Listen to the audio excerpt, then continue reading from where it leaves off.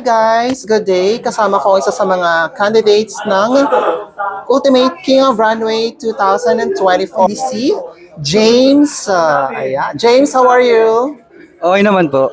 Okay, so batiin mo muna ang aming subscribers and followers sa pageant A trend. glorious evening to each and every one of you. I'm James San Miguel, 25, from Baguio City.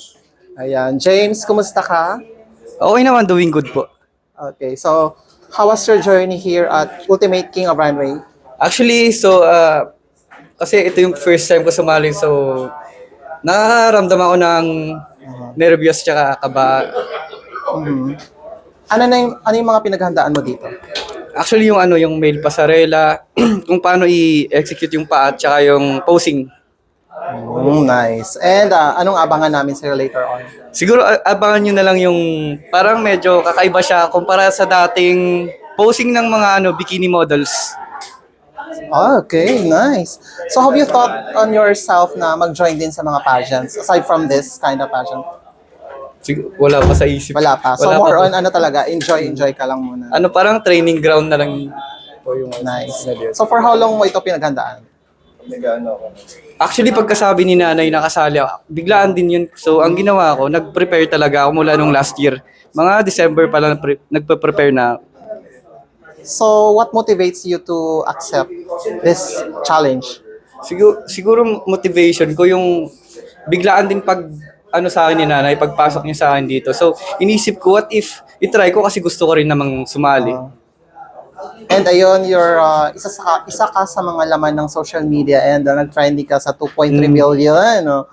Grabe. And kalukalike mo pa ang ating international king na si Jovi Biquillan as well as RJ De Vera. Biruin mo 2-in-1 at ikaw yung lumabas. Actually, sinabi nila, mix daw ng mukha ni Kuya RJ tsaka Oo, Jovi Biquillan. So, how do you feel about it?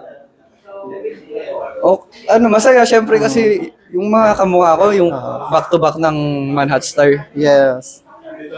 So are you also dreaming to become one of the Manat Stars International? So soon siguro. Soon how, siguro. how old are you, James? 25. So aside from joining this kind of pageant, ano yung pinagkakabahalan mo sa buhay? So yun, nasa modeling din. Sa modeling. Modeling. When did you start sa modeling? Last year lang. Last year lang. Anong pakiramdam ng first time na ma-engage into modeling? Masaya, marami akong natututunan. Like what? Tsaka marami akong nakikilalang tao. Marami na kilala. Kumbaga nag-grow yung dating surrounding ko, yung nasa isip ko, nadadagdagan siya ng panibago. Which is good sa akin kasi na-improve ko kung anong kaya kong gawin.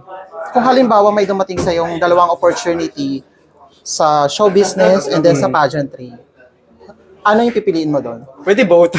Hindi, isa lang. Isa lang. Siguro sa na lang, sa pageantry. Sa pageantry. So, doon ka mismong mag-excel. Ayan. And sa tingin mo, anong pinakamahirap? Sa modeling or pag-join ng mga pageants? Mas mahirap sa pageant, syempre may pressure ka, tapos hindi mo kasi alam kung ano yung sa day na yun, hindi mo na alam kung paano yung sarili mo, tapos may question and answer pa. Sino ang titrain sa'yo? Mentor ko si Kevin C. Kevin, si for your pasarela and Pasarela, Q&A. then Q&A. Nice. Bongga, you are on the right path. Ayan. Anyway, James, aside from being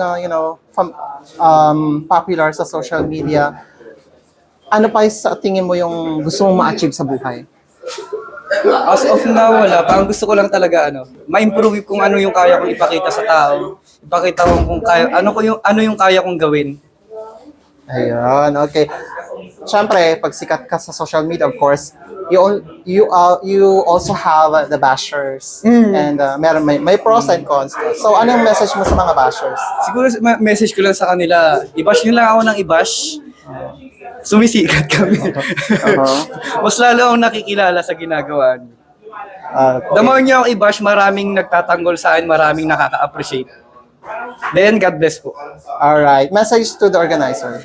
Sa organizer, kaila Nanay June, Carlo Morris, tapos sa lahat ng mga judge, thank you for coming.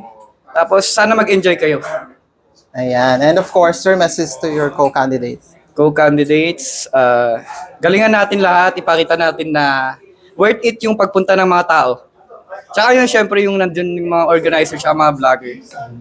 Yun lang po. Thank you so much, Thank you. James, and best of luck later.